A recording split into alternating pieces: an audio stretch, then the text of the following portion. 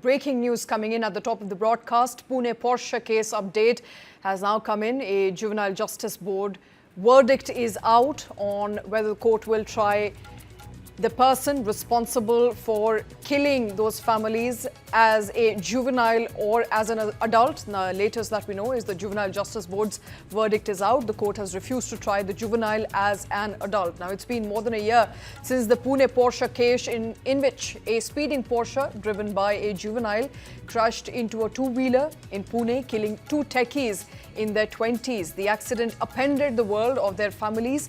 The incident grabbed headlines when it later emerged that the juvenile was under the influence of alcohol and also because of the series of events that followed to save him.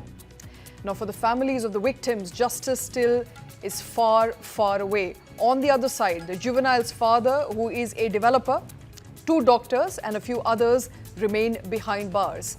The boy's mother is out of the jail on interim bail.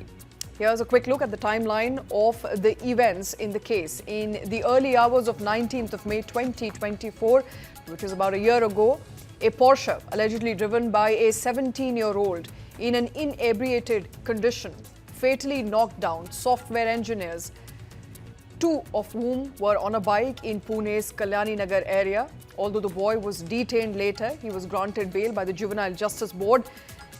And this happened within hours of the crash. The lenient bail terms, including asking the minor to write a 300-word essay on the road safety issues in India, triggered a nationwide firestorm. After police sought a review of the bail order amid the outrage, the JJB, which is the Juvenile Justice Board, sent the minor to an observation home. Subsequently, the Bombay High Court ordered his release. In a parallel development, Pune police said that the boy's blood samples were allegedly replaced with those of his mother to conceal his intoxication at the time of the crash.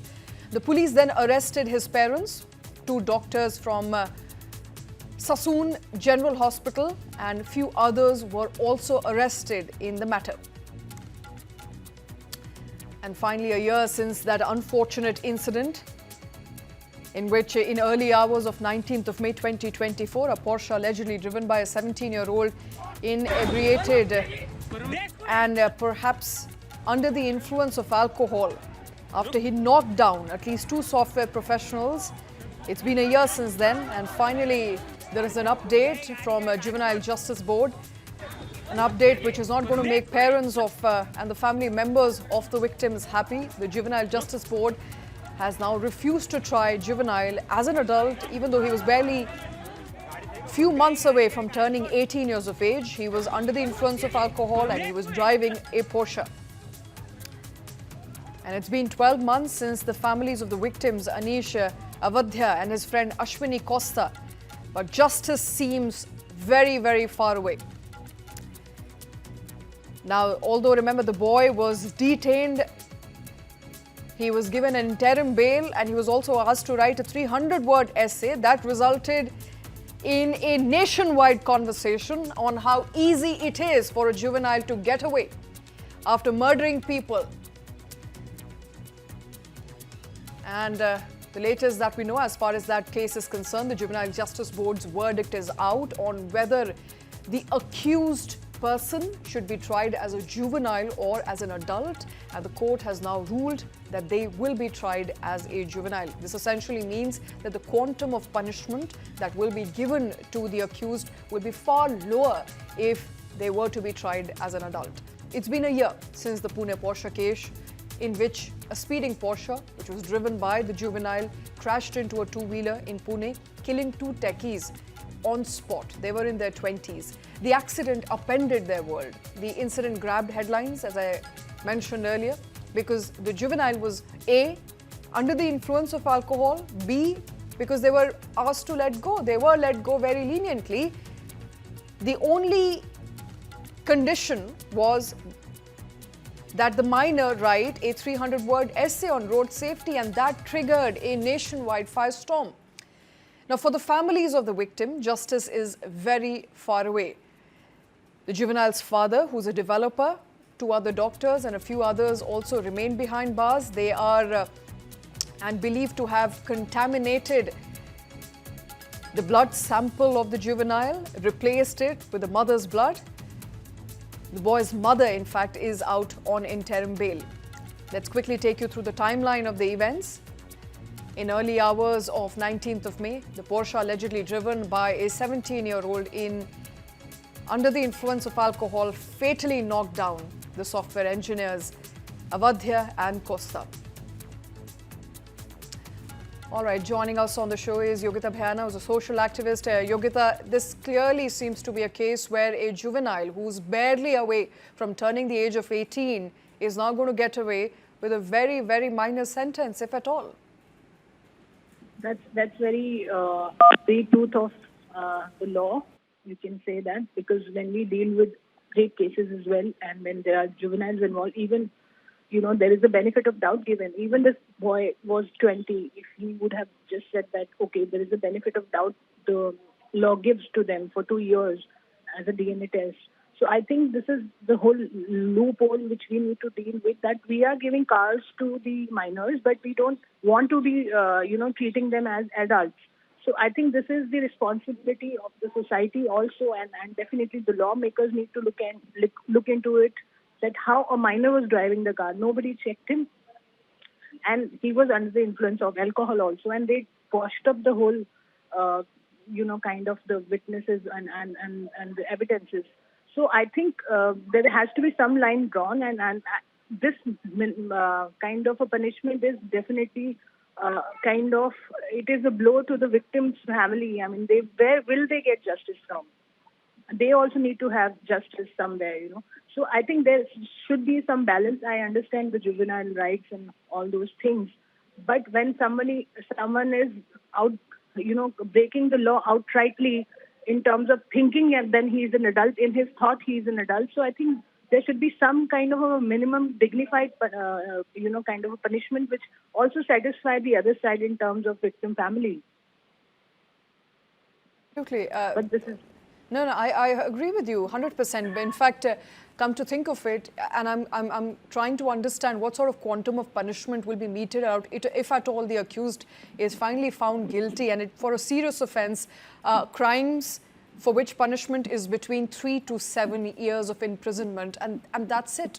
He will be out in 3 to 7 years, while on the other hand, 2 families have lost one of their members each, and their losses are irreplaceable.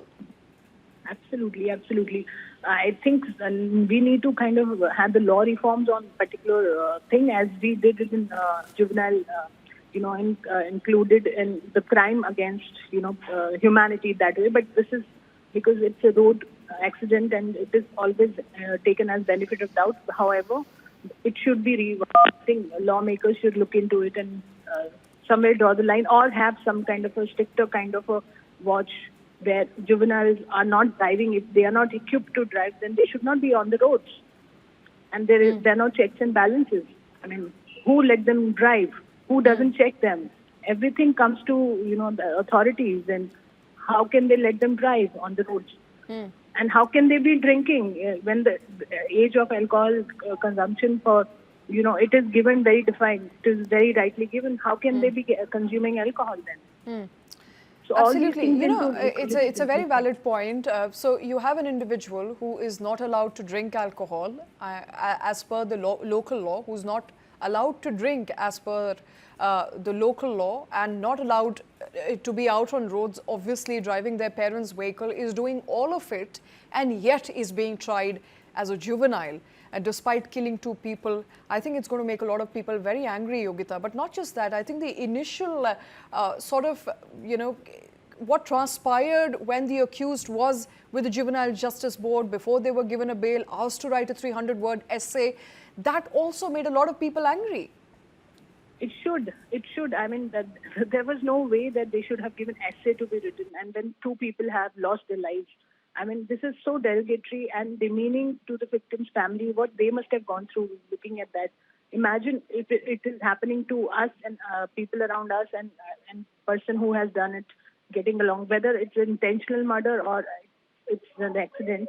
However, I won't call it an accident. This was definitely arrogance, and it is kind of a murder, I would say. I mean, Deliberate murder, come to think of it. Let's try and understand the technicalities of it. Also joining us on the show is Dhanraj Banjari, a former ACP Mumbai Police.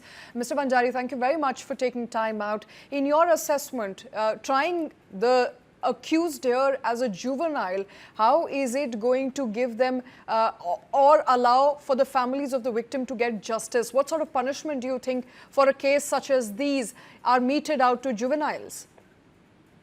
Punishment would be as per the provision given in the Juvenile Justice Act.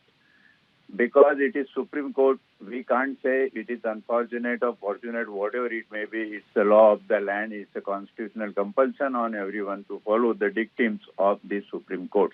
So there are no two thoughts. Now, why Supreme Court has given this kind of verdict in this case, that need to be understood. The petition of police was to consider him as a major and not a minor.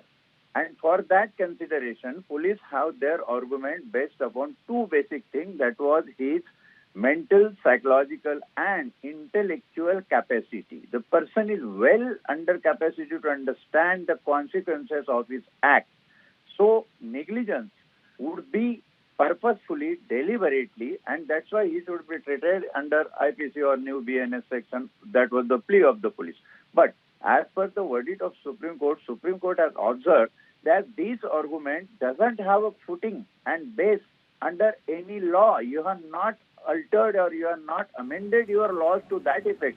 So how can we consider? At least ask the lawmakers to consider it, make them responsible under bringing their age under the stipulated limits. Certain limit today has been decided, and then after you can argue on this. When there is no substantial argument, expert evidence is not a matter of trial. When psychological expert says that, intellectual expert says he is well capable to understand the consequences, so negligence can be applied. But that expert's opinion, without the support of legislative laws, will not have footing in the court. And that is the argument of Supreme Court they have given. Now it's the responsibility of the state government, state legislative to enact the law under the light of this particular judgment given by the Supreme Court and see that the justice should be made to others, and a post-facto effect has been given to such draft of the law or such enactment legislation passed in Maharashtra.